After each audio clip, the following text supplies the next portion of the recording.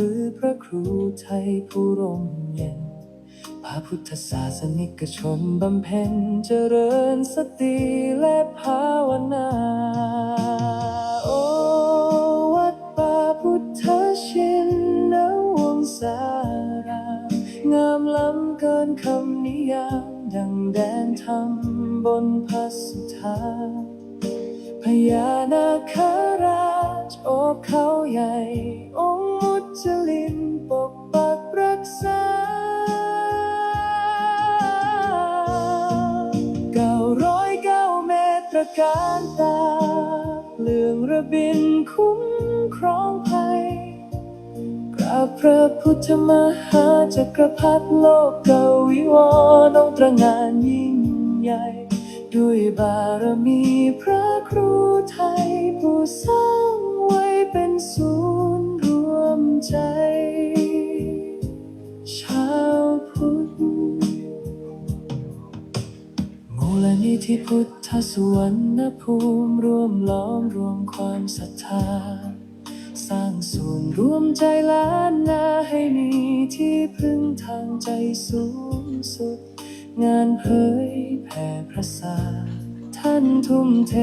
ไม่เคยหยุดเพื่อเป็นสถานปฏิบัติวิมุตติ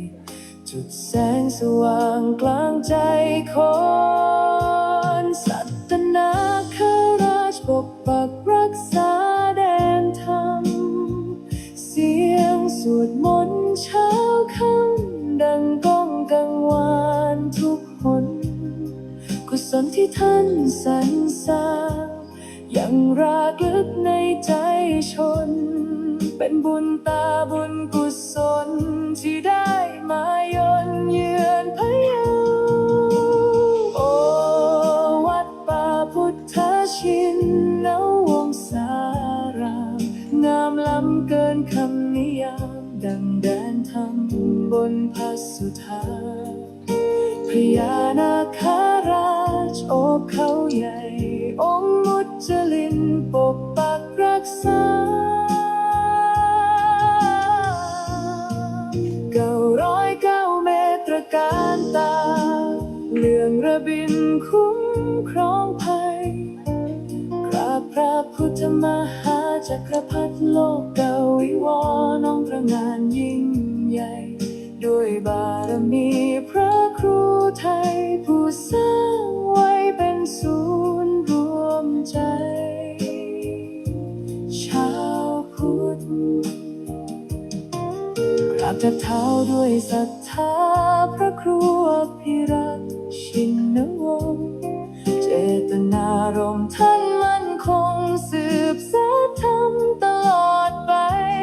วัดป่าพุท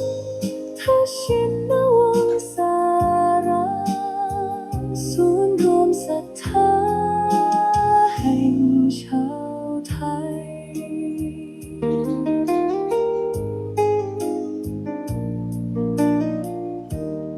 จบด้วยเสียงระฆังเบาๆกังวานขอความนอบน้อมในพระรัตนตรัยอันมีคุณพระพุทธคุณพระธรรมคุณพระสงฆ์ขอถวายความอาลัยในหลวงพ่อเจ้าพระคุณสมเด็จพระพุทธชินวงศ์องค์อดีตเจ้าวาดวัดพิชัยญาณขอความสุขความสวัสดีจงบังเกิดมีแก่ญาติโยมญาติธรรมลูกหลานมนต์มหาจักรพรรดิทุกคนที่ได้มาสวดมนต์ในค่ำคืนนี้ค่ำคืนนี้เป็นค่ำคืนที่2088ตรงกับวันพุธวันที่27พฤษภาคม2569ในค่ำคืน1 ทุ่มเราท่านทั้งหลายได้มาสวดมนต์เพิ่มกำลังในการสวดบทมหาจักรพรรดิทำสมาธิแผ่เมตตากวดน้ำบทพลิกชีวิตในค่ำคืนนี้ก็ยังสวดอยู่ที่ห้องสตูดิโอไทยนาคาวัดป่าพุทธชินวงศารามก็เป็นสถานที่ที่ มาสวดมนต์ในค่ำคืนของวันนี้พร้อมกับพระสงฆ์องค์สามเณรวัดม่อนพญานาคราชนะวันนี้ก็เป็นวันที่27แล้วนะอีก2 วัน28 29ก็จะเป็นงานบุญซึ่งยังไม่เคยปรากฏเกิดขึ้นที่นี่นะก็คงจะเป็นการปรากฏเกิดขึ้นเป็นครั้งแรกนะที่จะได้ประกอบพิธีการกวนข้าวมัทุปายาตนะก็พูดทุกคืนพูดย้ำๆบอกบ่อยๆและเชิญชวนและก็นำทำเพราะไม่ได้ทำกันง่ายๆและก็ไม่ใช่มีกันบ่อยและก็ไม่ได้มีกันทั่วไปหากว่าสถานที่วัดหรือปัจจัยหลักก็คือความพร้อมทั้งคนพร้อมทั้งเวลาและสิ่งสำคัญก็คือปัจจัยเป็นสิ่งสำคัญซึ่งทุกวันนี้เราก็ทำงานนะแล้วก็ประทังชีวิตเลี้ยงชีวิตแล้วก็ดูแลครอบครัวทุกอย่างเมื่อย่างก้าวออกจากบ้านก็มีค่าใช้จ่ายละนะพระอาจารย์สร้างวัดแห่งนี้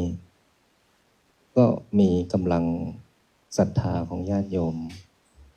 พระอาจารย์ก็ไม่ได้มีปัจจัยที่เป็นของตนเองแต่ว่ามีบุญเป็นของตนเองที่นำทำนำสร้างนำหาและก็สิ่งสำคัญก็คือมีไปด้วยกันสร้างไปด้วยกันอยู่ไปด้วยกันดังนั้นในช่วงระยะเวลาที่จะถึงนี้อีกไม่กี่วัน2 วันข้างหน้านะดังที่ได้บอกอยู่ทุกค่ำคืนก็จะมีการทำการกวนข้าวมัทุปายาต29 30 31 1นะก็จะมีการถือศีลปฏิบัติธรรมรุ่นที่23ทราบว่าตอนนี้ก็หลายร้อยคนละนะ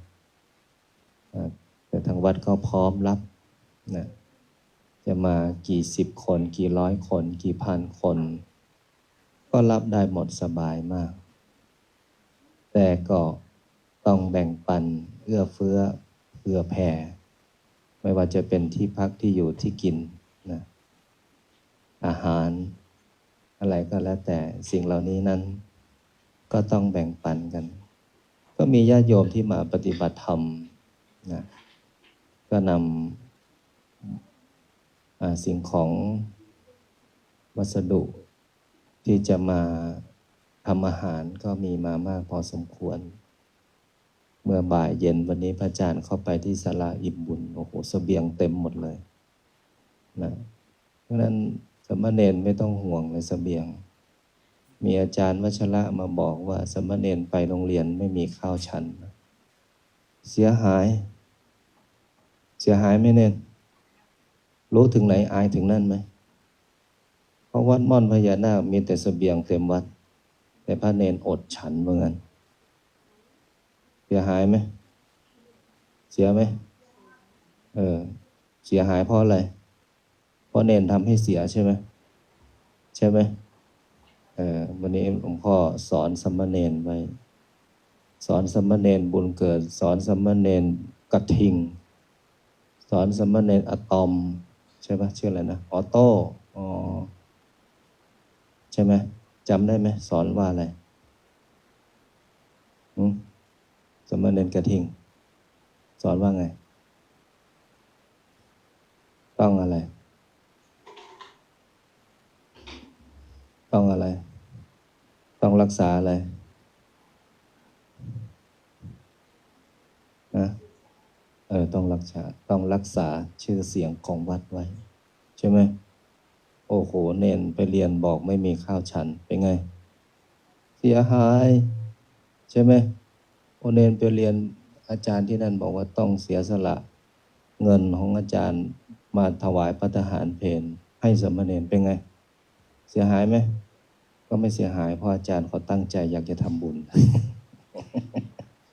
ใช่ไหมแต่ดังนั้นเนี่ยวัดเราเนี่ยเป็นวัดที่เป็นขุมเสบียงใช่ไหมเออเน้นโตยังโตยังหาข้าวได้ยังฉันข้าวเองได้ยังดังนั้นเนี่ยเราไม่ใช่เด็กที่เดินไม่ได้ใช่ไหมสามเณรนโมเน้นสามารถตักข้าวใส่ปากฉันได้ไหมเน้นต้องการให้หลวงพ่อเคี้ยวให้เน้นฉันไหมเนี่ยใช่ไหมเพราะเราฉันได้เองแล้วหาได้เองแล้วใช่ไหมลูกแต่มันอยู่ที่ไหนอย่างไรก็ต้องไปหานู่นกองเสบียงไปหาหลวงพี่หนุ่มนู่นพวกควบคุมหลวงพี่แม่มาม่านี่ผมไม่เคยฉันนะขอสักกล่องได้ไหมเงี้ยเข้าใจไหมโยมแม่หงส์สุนทรพนิษฐ์ส่งมาเป็นโจ๊กเป็นก๋วยเตี๋ยวเป็นอะไรก็เยอะแยะเลยถ้าไม่มีก็ไปหาหลวงพี่ทันนึงอาจารย์เลิฟลี่เขามีขนมเขามีภัตตาหารมาเยอะแยะหลวงพี่พรุ่งนี้ผมจะไปเรียนเงี้ยแม่ที่วัดนี้เขาฉันมื้อเดียวเฉพาะมื้อเพลแต่ผมไปเรียนต้องใช้สมองต้องฉันเช้าเลยอย่างเงี้ยหลวงพี่มีอะไรติดย่ามไหมเงี้ยไปหาได้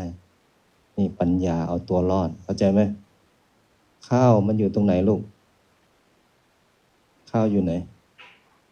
ใครตอบได้ข้าวอยู่ไหนฮะ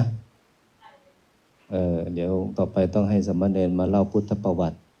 คำถามนี้มันมีอยู่นะว่าข้าวเกิดที่ไหนเนี่ยฮะเกิดที่ไหนนะฮะเดี๋ยวต่อไปหลวงพ่อจะให้เนนไปไถนาเนนบอกว่าอยู่ที่ชาวนาใช่ไหมลูกฮะเรามีทุ่งนาเยอะนะเนนสนใจไถนาไหมสนใจไหมเห็นไหมเราทำเองฉันเองดีไหมลูกไม่เบียดเบียนชาวบ้านไม่ทำให้ชาวบ้านลำบากนั้นเน้นไปเรียนก็อย่าทำให้อาจารย์ลำบากแล้วก็อย่าเอาความลำบากที่มันไม่ใช่เหตุผลที่ดีเลยว่าสิ่งที่มันเกิดขึ้นเนี่ยเมื่อมาถึงวัดแล้ววัดก็รู้สึกดีไหมไม่ดีว่าโอ้สามเณรอดเช้าว่ากัน แต่ถ้าเน้นบำเพ็ญนะลูกนะโอ้เอาวะหลวงพ่อก็ฉันมื้อเดียวหลวงพี่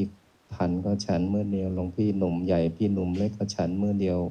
วัดเราฉันมื้อเดียวเอาเราไปเรียนเราก็เอามื้อเดียวเหมือนกันถ้าอาจารย์บอกมื้อเช้าฉันยังไม่ฉันอาจารย์ที่วัดมื้อเดียวเป็นไงเน้นจบไหมแต่ถ้าไม่ไหวจริงๆก็ไปขอไข่ลวกก็ได้ไข่ต้มตอนเช้าที่โยมเฉลิมชาติดีไหมลูกเนี่ยนั้นเรื่องปากท้องเนี่ยนะก็เป็นปัจจัยสำคัญมนุษย์อยู่ได้ก็เพราะว่าต้องกินต้องถ่ายใช่ไหมลูกถ้ากินแล้วไม่ถ่ายอยู่ได้ไหมถ้าถ่ายแล้วไม่กินอยู่ได้ไหมถ้าทั้งไม่กินแล้วไม่ถ่ายรอดไหมไม่รอดใช่ดังนั้นเนนจะฉันกี่มื้อคิดหนักอีกแล้วนะฉันกี่มื้อไหนมื้อเช้ากับมื้อเพลนะมื้อเช้าอัตตหิอัตโนนาโถเลย พวกเราไปบิณฑบาตแบ่งสายกันไปใช่ไหมตอนนี้ยังไปอยู่ไหมยังไปบิณฑบาตข้างนอกไหมถ้าไปก็เอาข้าวมาแบ่งกันแบ่งปันกันเราช่วยกันเราดูแลกันเข้าใจไหมลูกดังนั้นเน้นไปเรียนนะเรามีกองเสบียงวัดเรามีอาหารเยอะอยู่ที่เน้นจะทำยังไงให้มันสามารถฉันได้นะหรือเอาไปแบ่งปันที่โรงเรียนก็ได้เนี่ยพระเนนขยันบิณฑบาตใช่ไหมโจ๊กทุกเช้าใช่ไหมลูกก็ได้นั้นพวกเราไปเรียนแล้วต้องได้ประโยชน์จากการเรียนก็คือตั้งใจศึกษาวันนี้หลวงพ่อไปร่วมพิธีครบรอบโรงเรียนเฉลิมพระเกียรติศรีนครินทร์จังหวัดพะเยาครบ28 ปีนะที่ที่โรงเรียนเฉลิมพระเกียรติศรีนครินทร์มีอาจารย์คนหนึ่งที่เป็นอดีตอะไรอาจารย์วชระ พอเขตเขาสอนดีมากเลยนะเขาสอนว่าไงอาจารย์วชระเขาสอนให้นักเรียนให้มีความตั้งใจเรียนเมื่อมีความตั้งใจเรียนและยังบอกอีกว่าคนที่มีความตั้งใจเรียนเนี่ยต้องมีความสม่ำเสมอเข้าใจไหมอย่างเนนเนี่ยตั้งใจมาบวชเข้าใจไหมลุงตั้งใจมาบวชหลักของวัดม่อนพญานาคคือ1 2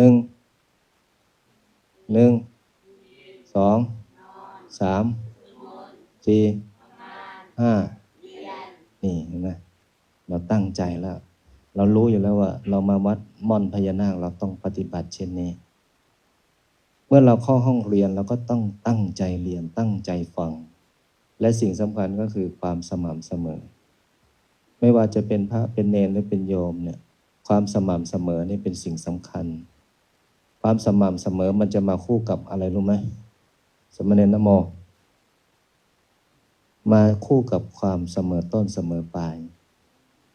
เข้าใจไหมลูกนั้นเราตอนนี้เราเปิดเทอมแล้วหลวงพ่อนี่เงียบดีจังวัดไม่เหงาเลยเงียบสงบดีใช่ไหมลูกนั้นเราไปโรงเรียนเราก็ตั้งใจเรียนนะเนี่ยญาติโยมที่สวดมนต์กับหลวงพ่อเนี่ยเดี๋ยวรู้ว่าโอ้เนนเสบียงขาดเดี๋ยวพรุ่งนี้อาหารเต็มวัดเลยหลวงพ่อก็เข้าใจว่าอาหารขาดหลวงพ่อเข้าไปในศาลาอิ่มบุญโอ้โหไม่มีที่เดินเลยเสบียงเต็มหมดเลยดังนั้นเนนไม่ต้องกลัวว่าจะไม่มีฉันเข้าใจไหมเนนต้องกลัวว่าไม่มีหลวงพ่อมากกว่าเข้าใจไหมถ้าไม่มีหลวงพ่อเนนก็อาจจะไม่อยู่แล้ววัดก็อาจจะอยู่แต่อาจจะไม่เหมือนเดิมเป็นไงใช่ไหมดังนั้นพวกเราต้องรักษากันไว้นะเอาล่ะค่ำคืนนี้พวกเราจะได้สวดมนต์พร้อมกันหลวงพ่อให้พวกเรามีความตั้งใจเช่นเดียวกับญาติโยมที่สวดมนต์กับพระอาจารย์ทุกค่ำคืนเรามีความตั้งใจที่อยากจะสวดมนต์เมื่อมีความตั้งใจอยากจะสวดมนต์ก็ต้องทำให้สม่ำเสมอไม่ใช่มาวันหนึ่งหาย2 วันไม่ใช่มา2 วันหาย3 วันมา3 วันหาย4 วันไม่ได้นะใช่ไหมสมณเณรเข้าใจไหมลูกสม่ำเสมอก็คือเราสวดมนต์กันเราทำงานด้วยกันเราเรียนด้วยกันทำหน้าที่ของตนเองให้ดีและชีวิตก็จะดีตั้งใจพุทธังชีวิตังเมปุเชมิธัมมังชีวิตังเมปุเชมิสังฆังชีวิตังเมปุเชมิพุทธังวันธา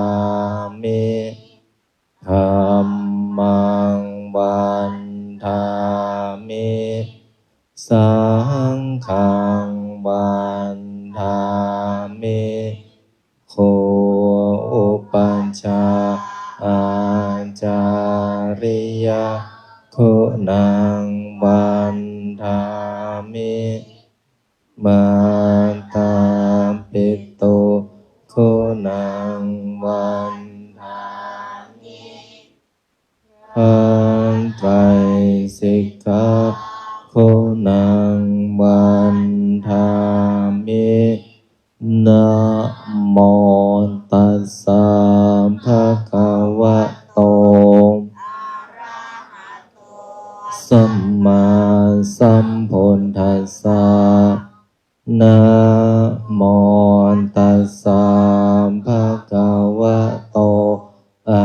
ระหะโตสัมมาสัมพุทธัสสะนะโม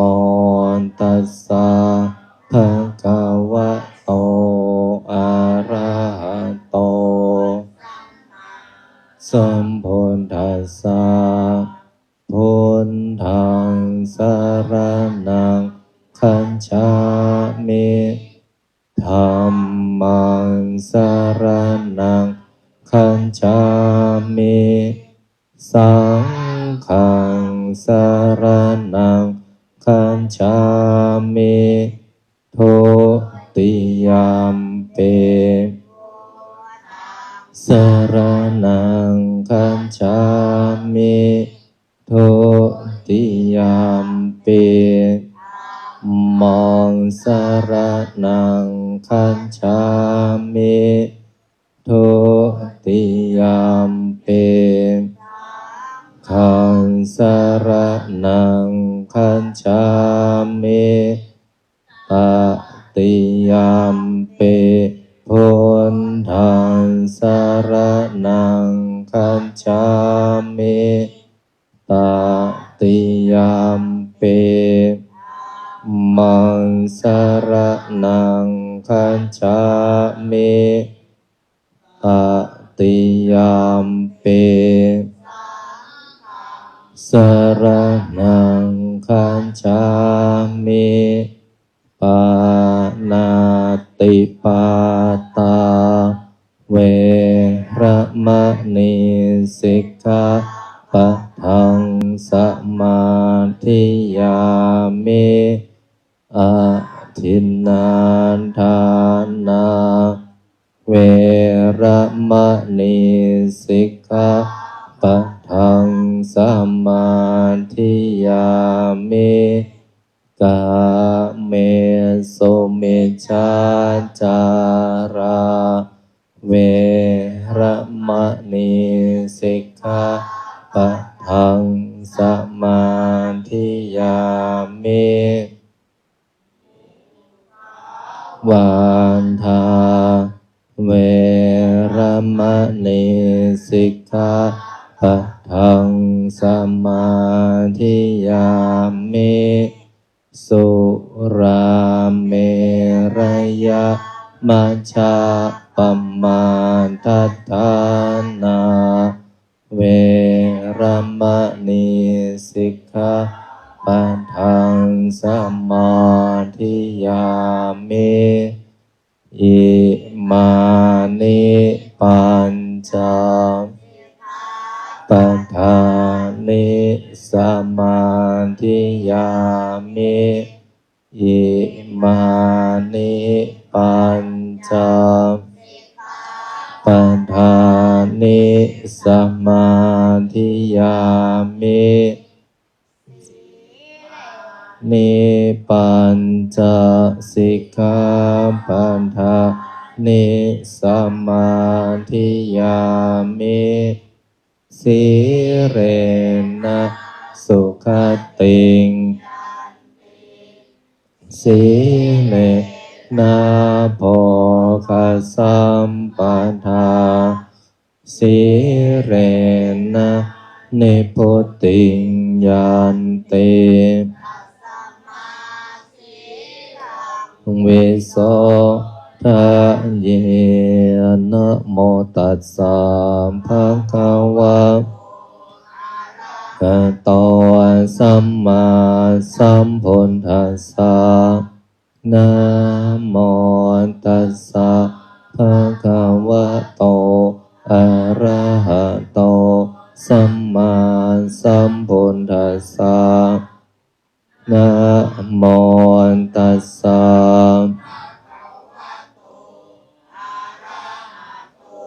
สัมมาสัมพุทธัสสะพุทธังอารันธนานังกะโรมิธัมมังอารันธนานังกะโรมิสังฆังอารันธนากะโรมินะโมโพ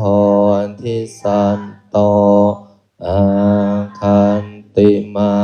ยะอิติภคะวานะโมโพธิสัตโตยะอิติภคะวานะโมโพธิสัตโตขันติ มายาอิติภะคะวานะโมโพธิสัตว์โตปัญโยนะโมโพธิสัตว์โตพรหมปัญโยนะโมโพธิสัตว์โตพรหมปัญโยโยโทโสโมหะจิตเตนะพุทธัสสะมิงปะปะกะโตมายาคามะธรรมเมกะตังโทวินาสสันโตโยโทโสโมหะจิตเตนะมัสสมิงปาปะกะโตมายาคามะธรรมเมกะตังโทสัพพะปัมปัมวินาสสันโตโยโทโสโมหะจิตเตนะสังกัสสมิปามปะกะโตมายาคามะธรรมเมกะตังสัพพะปัมปัมวินาสสันโตนะโมตัสสะภะคะวะโตอะระหะโตสัมมาสัมพุทธัสสะนะโมตัสสะภะคะวะโตอะระหะโตสัมมาสัมพุทธัสสะนะโมตัสสะภะคะวะโตอะระหะโตสัมมาสัมพุทธัสสะโอพุทธายะพระพุทธไตรรัตนญาณมณีนพลัตน์สิสหัสสะสุธรรมาพุทโธธัมโมสังโฆยะถาพุทโมนะพุทธบูชาธัมมบูชาสังฆบูชาอาคิทานังวารังคันธังสิวะวิจมหาเถลังอาหังวันทามิทุระโต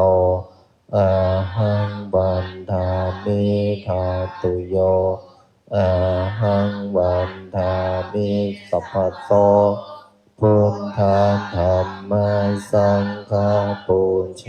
มินะโมพุทธายะพระพุทธไตรรัตนญาณมณีนพรัตน์สิสหัสสะสุธรรมาพุทโธธัมโมสังโฆยะถาพุทโมนะพุทธบูชาธัมมบูชาสังฆบูชาอาคิทานังวารังคันธังสิวาริจมหาเถลังอาหังวันทามิทุระโตอาหังวันทามิธาตุโยอาหังวันทามิสัพพะโตพุทธังธัมมังสังฆังปุญเชมินะโมพุทธายะพระพุทธไตรรัตนญาณมณีนพลัตน์สิสหัสสะสุธรรมาพุทโธธัมโมสังโฆยะถาพุทโมนะพุทธบูชาธัมมบูชาสังฆบูชาอาคิทานังวารังคันธังสิ สิวาริจะมหาเทลังอาหังวันทามิตุระโตอาหังวันทามิธาตุโยอาหังวันทามิสัพพโสพุทธานธรรมสังฆาปุญเชมิ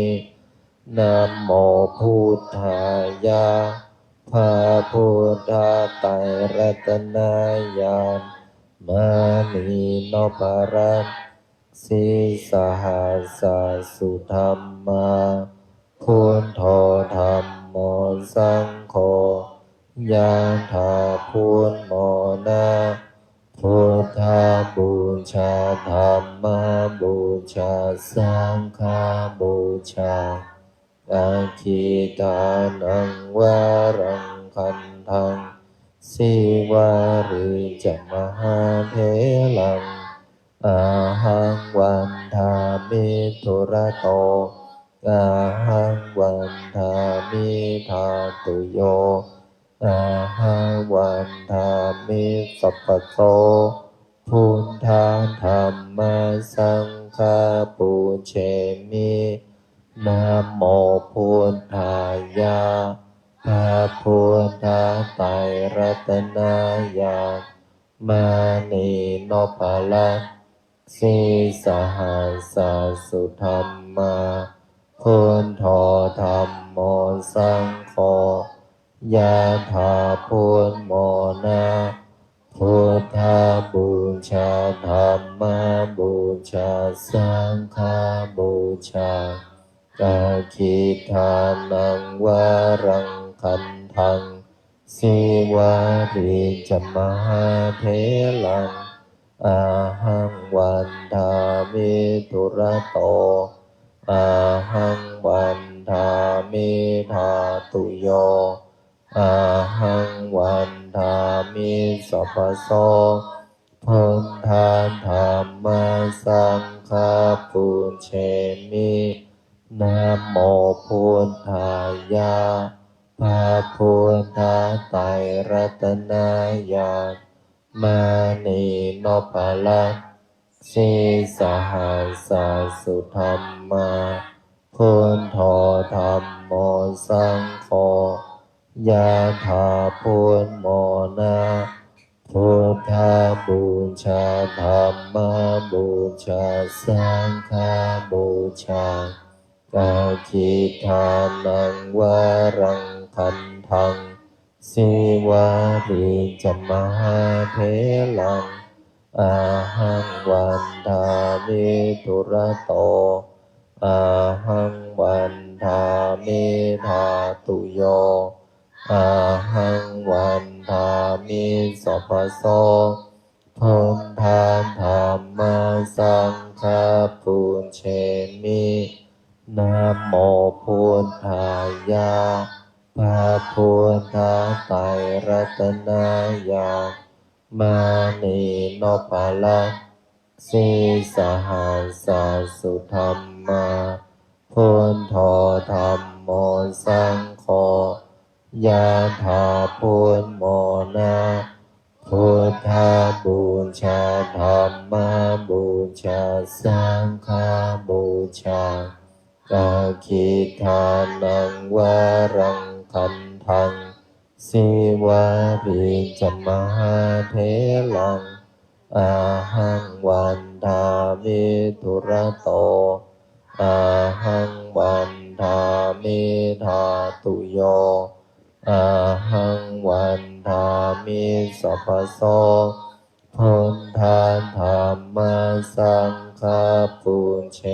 มินะโมพุทธายะ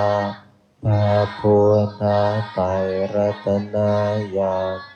มานีโนปลัสสิสหัสสสุธรรมาพุทโธธรรมโมสังโฆยะถาพุทโมนะพุทธบูชาธรรมบูชาสังฆบูชากาคิทานังวารังคันทัง สิวาริจมหาเทลังอาหังวันทามิทุระโตอาหังวันทามิธาตุโยอาหังวันทามิสัพพโสพุทธาธัมมาสังฆาปุญเชมินะโมพุทธายะพระพุทธไตรรัตนายามานีโนภลักสีสหัสสุธรรมาพุทโธธรรมโมสังโฆยะถาพุทโมนะพุทธบูชาธรรมบูชาสังฆบูชากาคิทานังวารังคันทังสิวาริจมหาเทลังอาหังวันทามิทุระโตอาหังวันทามิธาตุโยอาหังวันทามิสัพพโสพุทธาธัมมาสังฆาปุญเชมินะโมพุทธายะพระพุทธไตรรัตนายามานีโนภลักสีสหัสสุธรรมาพุทโธธรรมโมสังโฆ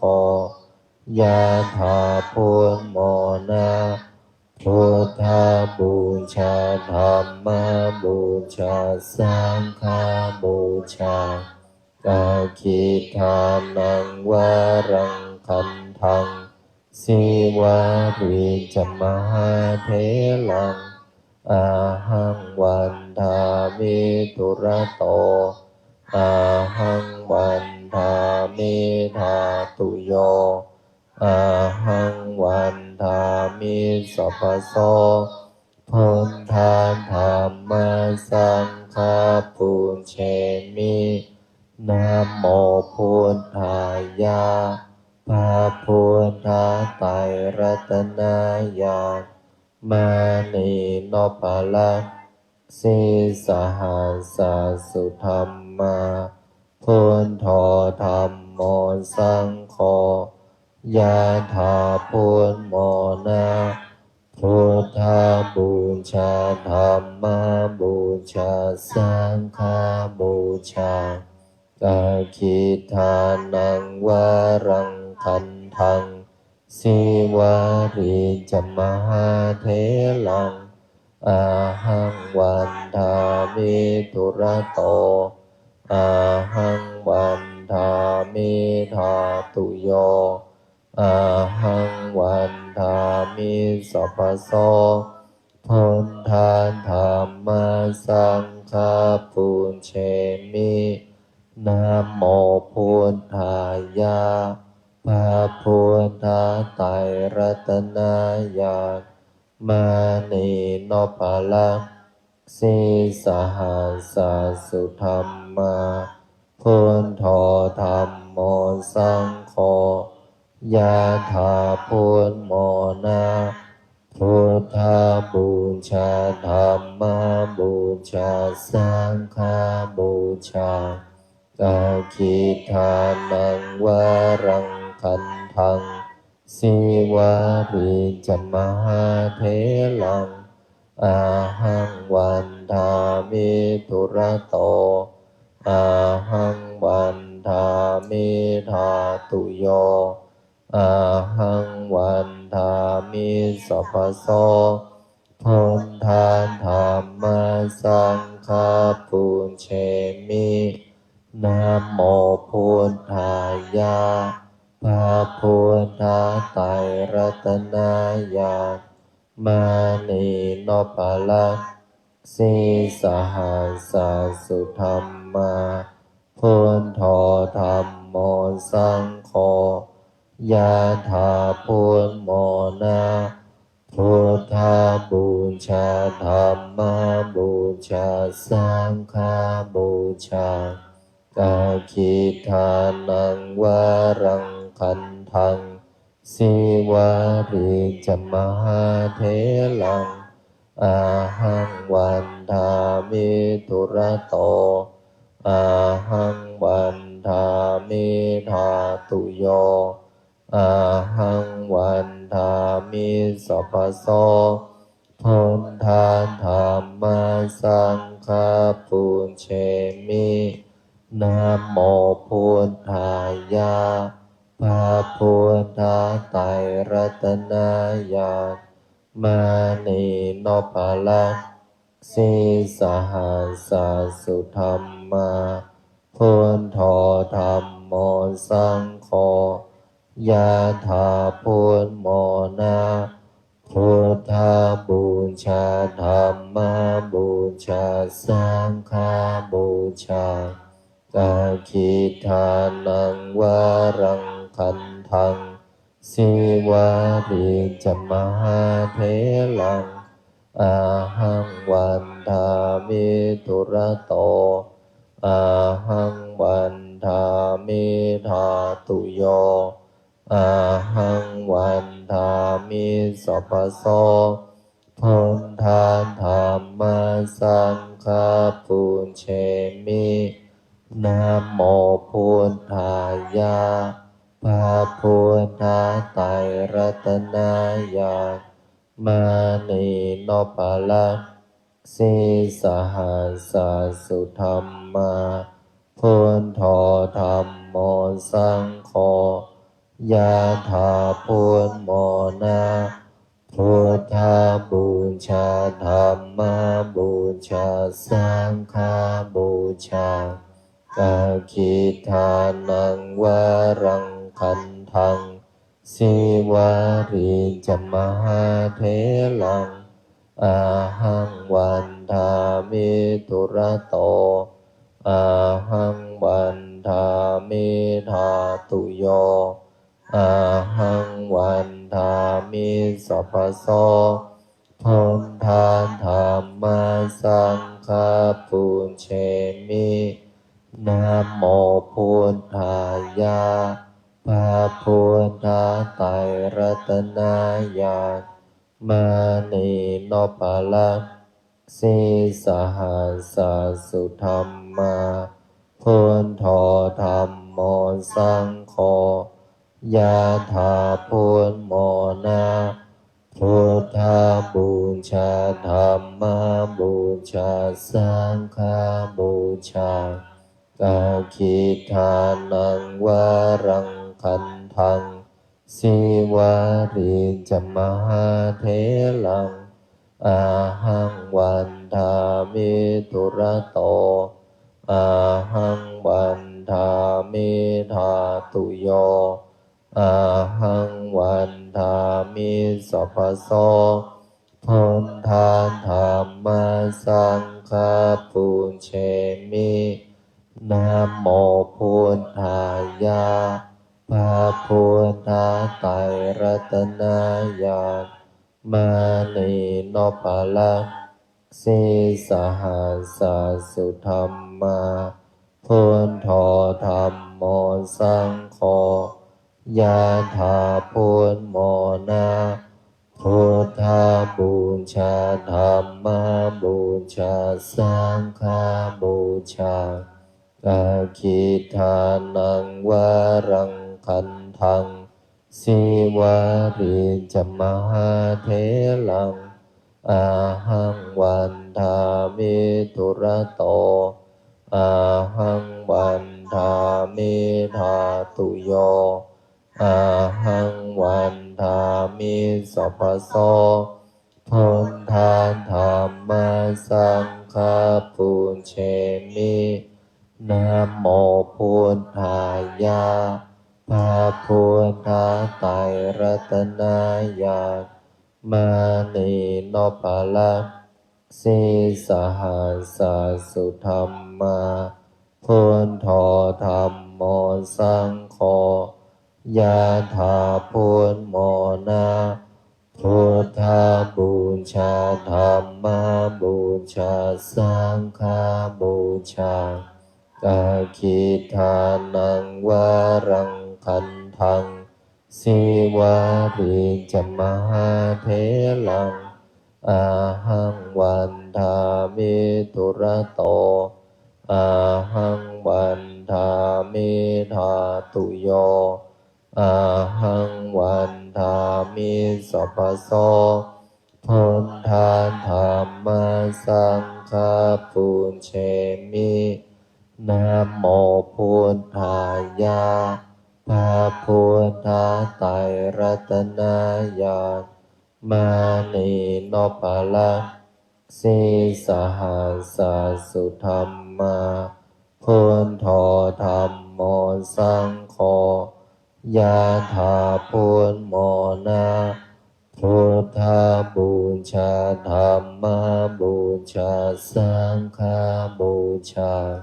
กาคิทานังวารังคันทัง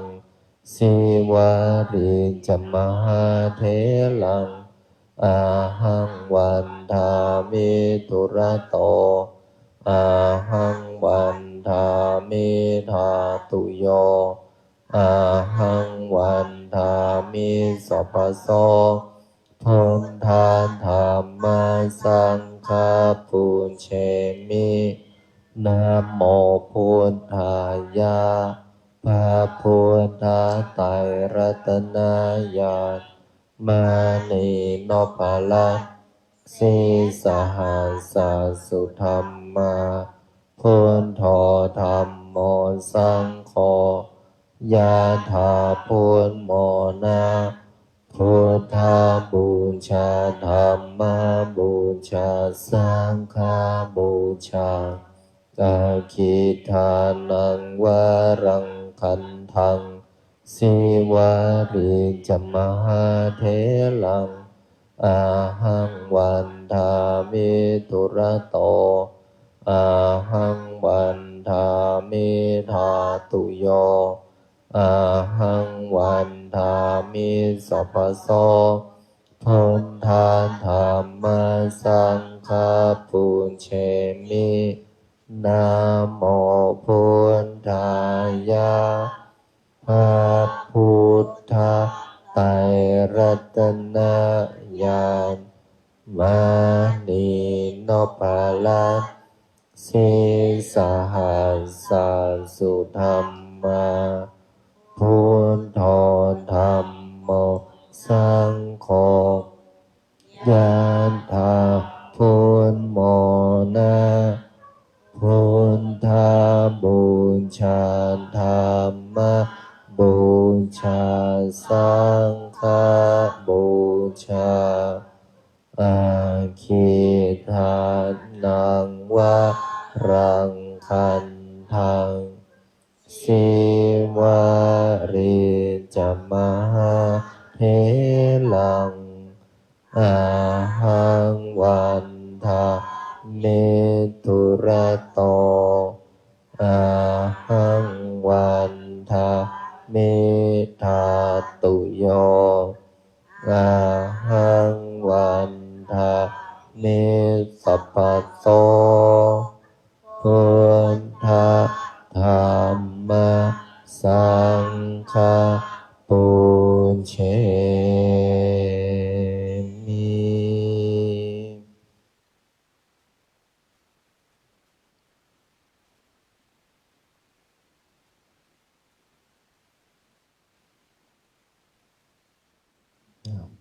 เข้าสู่การทำสมาธิปรับเปลี่ยนอิริยาบถท่านั่ง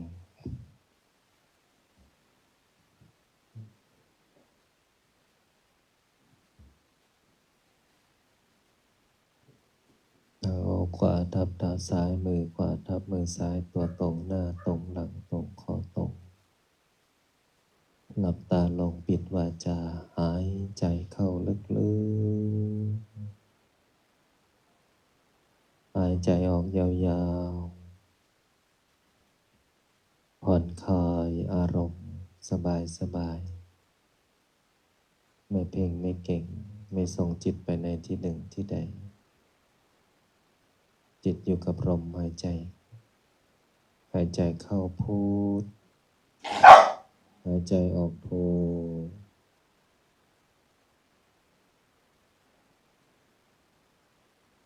หายใจเข้าพุท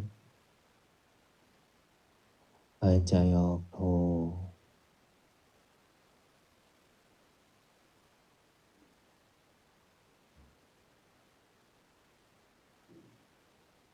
ตัดความกระวนกระวายตัดความวุ่นวายใจสลายความรู้สึกนึกคิดที่วิตกกังวลเวลาสวดมนต์ก็ใจไม่คุ้นคิดแต่ถ้าสวดมนต์ใจคุ้นคิดใจมันก็ยังมีความวิตกอยู่แม้กระทั่งการนั่งสมาธิถ้าจิตใจของเราจดจ่อกับการภาวนาดูที่ลมหายใจเข้าดูที่ลมหายใจออกใจมันก็จะจดจ่อที่พุทโธเมื่อใจจดจ่อกับพุทโธพุทโธพุทโธจิตก็ตั้งมั่นเป็นสมาธิที่มั่นคงเรื่องการภาวนาการสวดมนต์การอธิษฐานทุกอย่างมีผลของการกระทำไม่ว่าจากการเกิดจากคำพูดความคิดทุกอย่างมีผลลัพธ์ทั้งนั้นถ้าเราสวดมนต์บนมหาจักรพรรดิพลังงานที่แผ่ออกเป็นคลื่นความละเอียดความละเอียดก็คือความที่สบายสบายเมื่อใจของเราผ่อนคลายอารมณ์สบายสบายใจก็ไม่หนักกายก็ไม่หนักจิตก็เบากายก็เบาแล้วก็มีสติอยู่ทุกขณะเวลาการมีสติเนี่ยรู้ตัวในการพูดเมื่อจำเป็นที่จะต้องพูดเท่าที่จำเป็นพูดด้วยความมีสติและรู้ตัวอยู่ตลอดเวลานี่แหละคือคนที่มีสติแต่ถ้าคนที่ไม่มีสติเนี่ยก็ไม่รู้ตัวในการพูดแล้วก็พูดอยู่ตลอดเวลาแล้วก็พูดเรื่องที่ไม่จำเป็นที่จะต้องพูดแล้วก็ไม่รู้จะพูดเรื่องอะไรก็มันพูดไปมั่วไปทั่วและขณะที่พูดก็ไม่มีสติเมื่อไม่มีสติก็ไม่รู้ตัวว่าเรานั้นพูดอะไรออกไปซึ่งแตกต่างกับคนที่มีสตินะท่านทั้งหลายพวกเราในสวดมนต์เพื่อจิตสบายเพื่ออารมณ์ดีเพื่อฝึกจิตให้สงบเพื่อทำใจให้เบิกบานทำสมาธิเพื่อให้มีสติเพราะการทำสมาธิคือการที่พวกเรากำหนดถ้าเราไม่มีสติเนี่ยปล่อยจิตเพลิดเพลินมันก็นึกไปถึงสิ่งนั้นนึกถึงสิ่งนี้อารมณ์มันก็เพลิดเพลินก็เป็นอารมณ์ที่ขาดสติแต่ถ้าบุคคลใดที่ฝึกจิต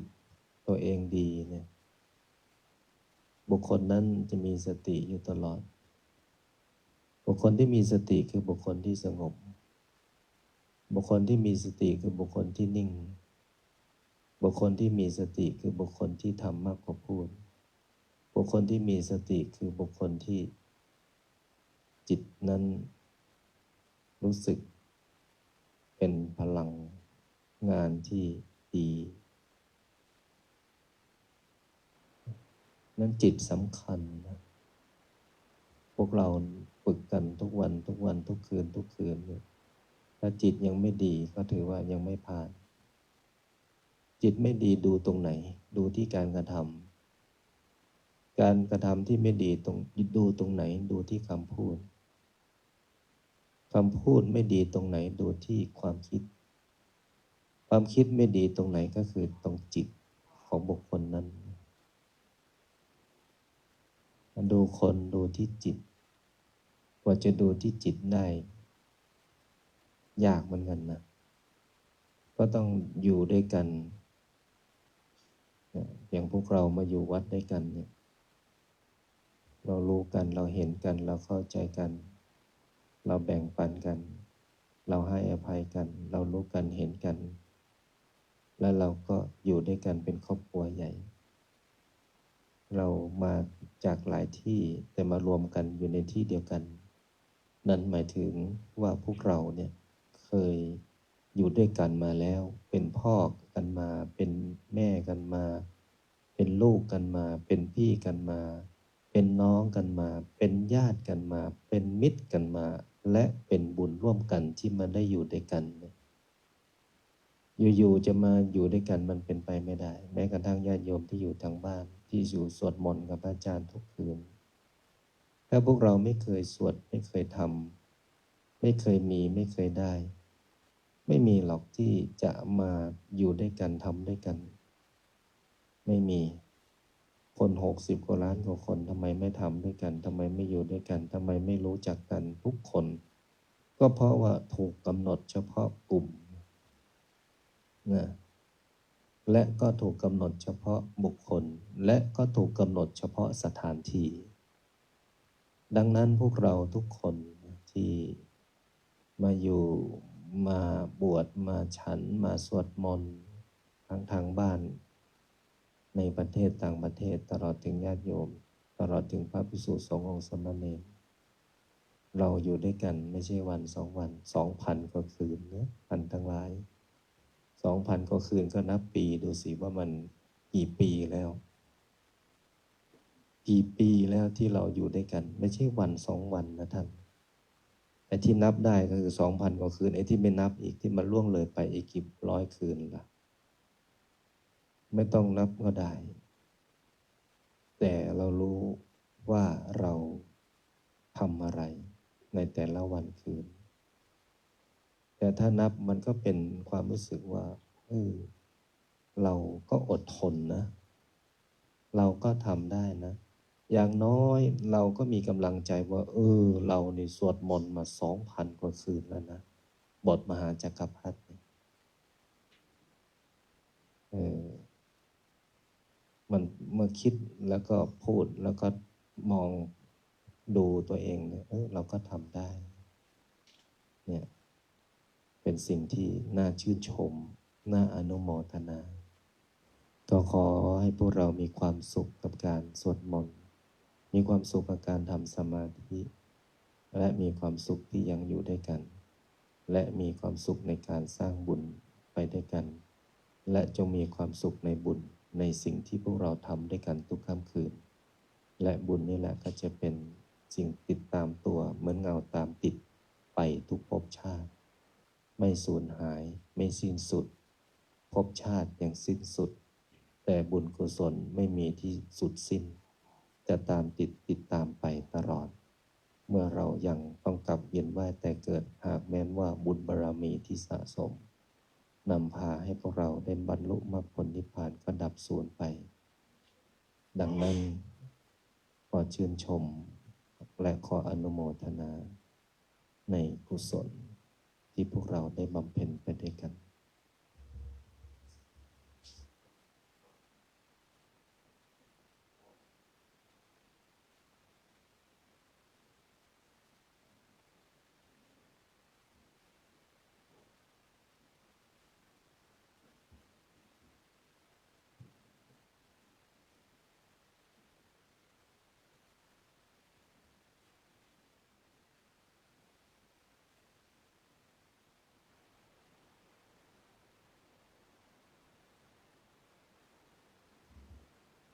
ขออนุโมทนาบุญนะถอนกายออกจากสมาธิ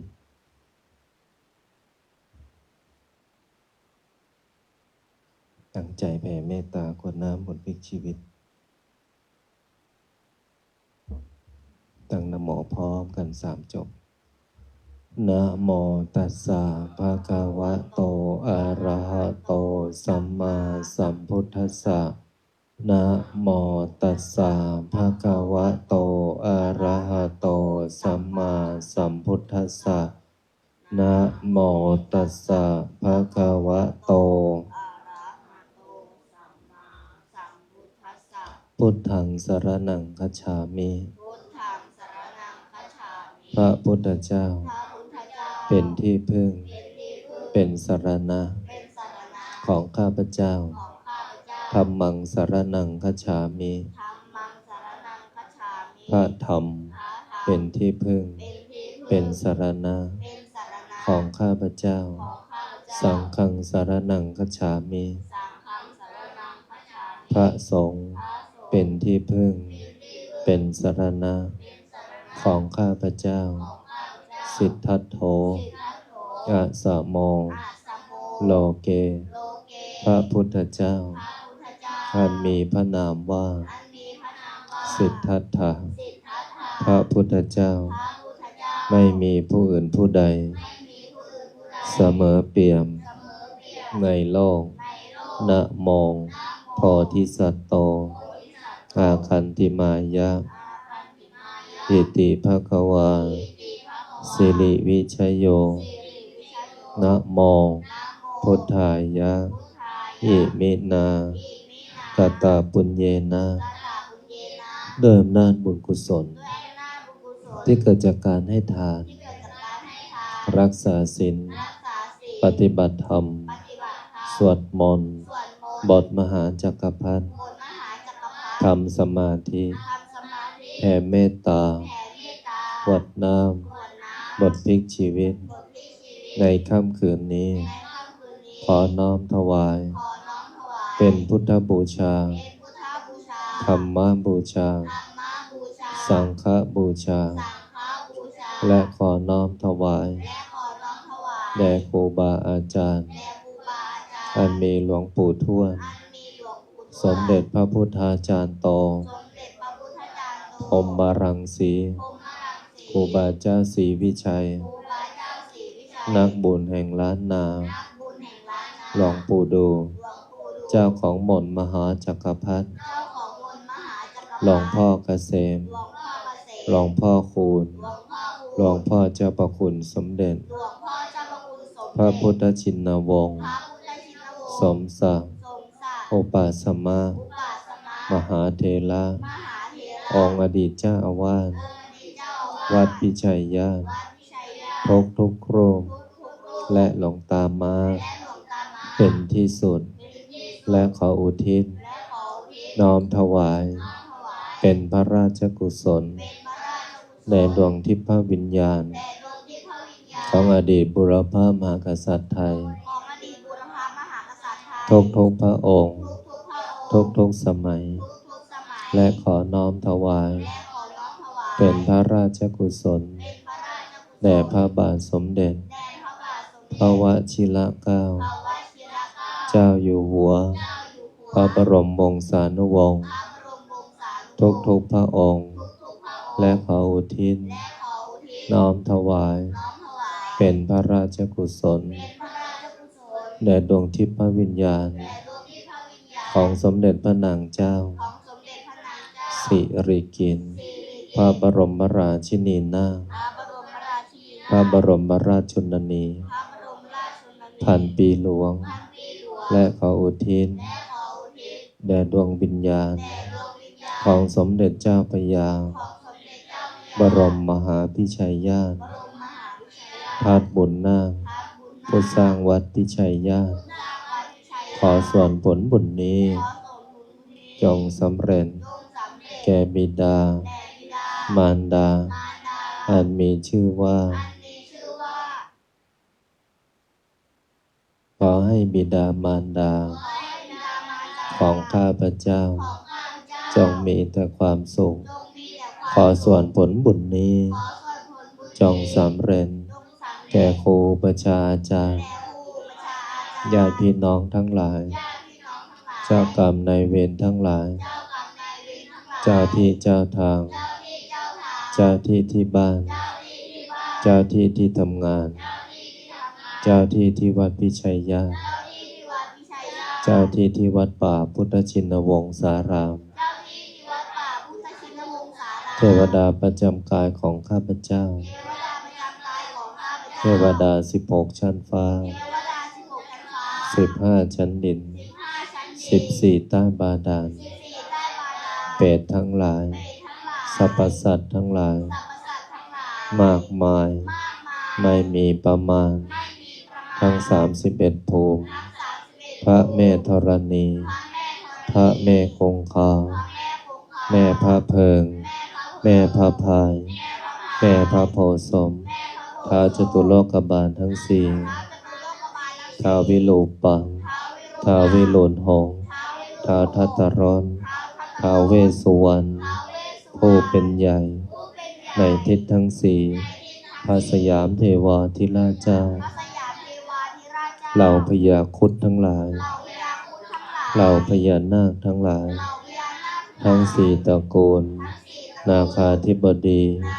ทั้ง9 พระองค์ สัตตนาคราช พญามุจริน วิรูปักโข นาคาธิบดี องค์ย่านพเกศนาคินี การนาคราช วาสุกีนาคราช พระแม่โสมาศรีวิกา นาคเทวีพญาธุมสิกี นาคราช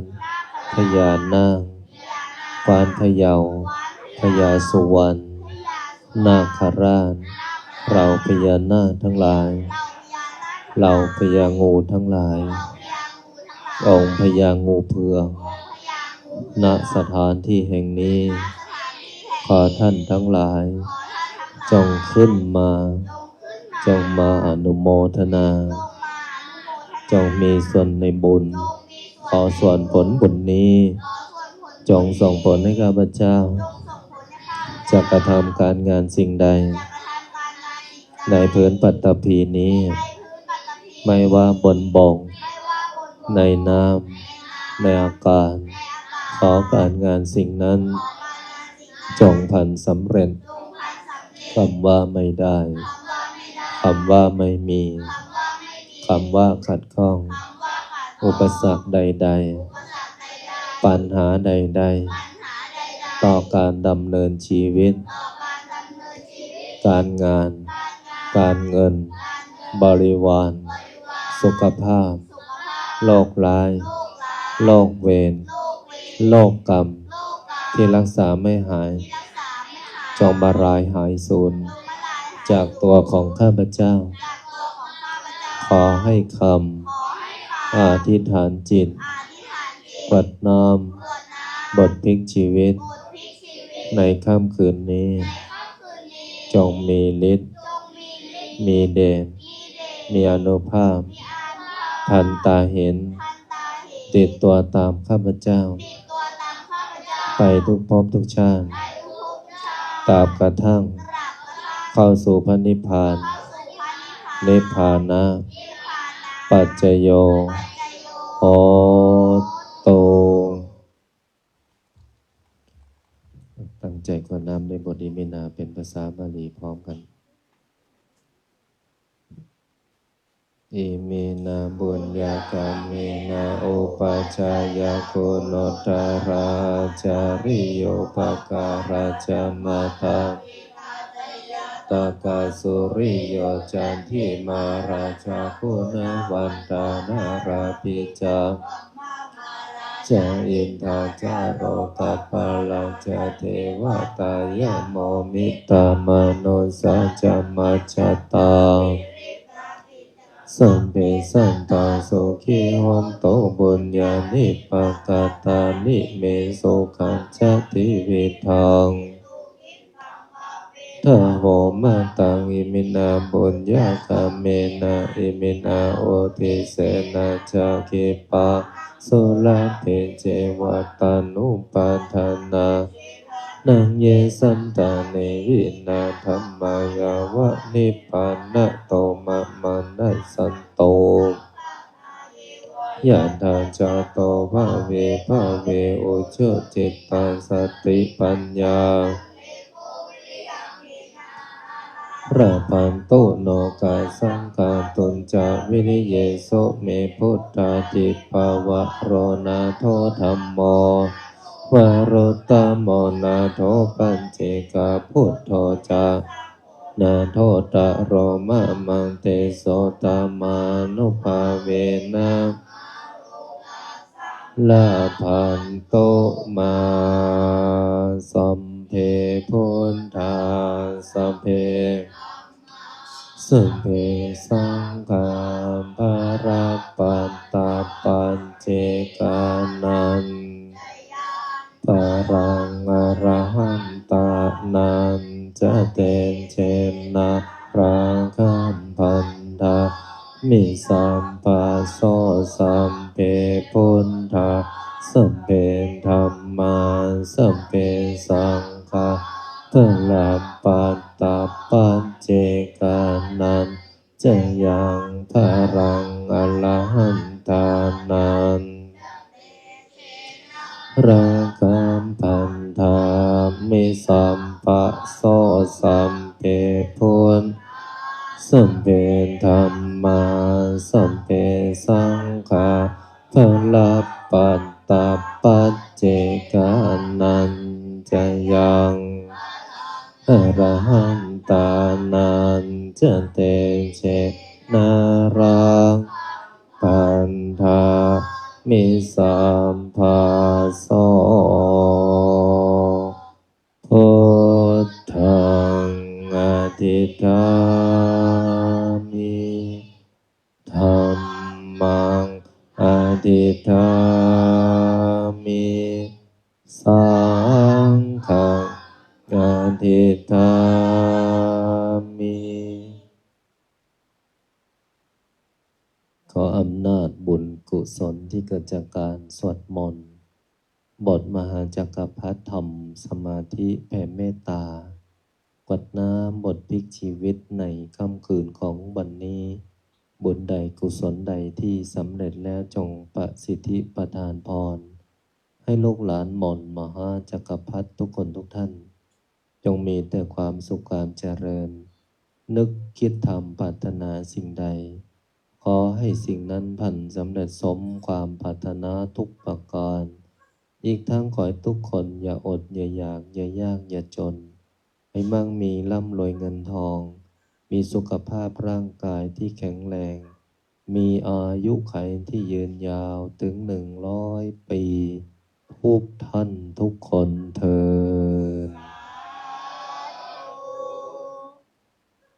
ญนอนหลับฝันดีบุญรักษาเทวดาคุ้มครองพบกันใหม่พรุ่งนี้1 ทุ่มกราบลาพระรัตนตรัยในพร้อมเพียงกันอรหังสัมมาสัมพุทโธภะคะวาพุทธังภะคะวันตังอะภิวาเทมิสวากขาโตภะคะวะตาธัมโมธัมมังนามัสสามิสุปฏิปันโนภะคะวะโตสังฆังนะมา